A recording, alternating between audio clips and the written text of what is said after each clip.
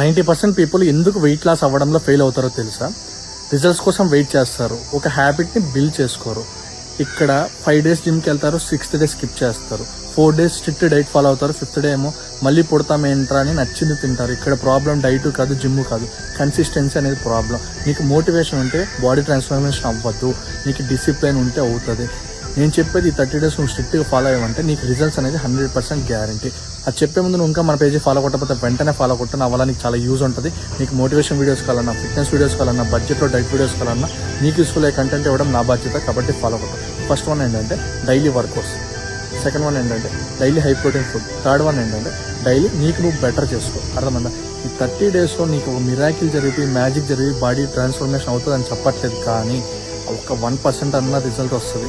ఆ ఒక్క 1% రిజల్ట్ చాలు నీ మైండ్ సెట్ మార్చడానికి, నిన్ను నువ్వు మోటివేట్ చేసుకోవడానికి, డిసిప్లైన్గా నడపడానికి. అర్థమైందా?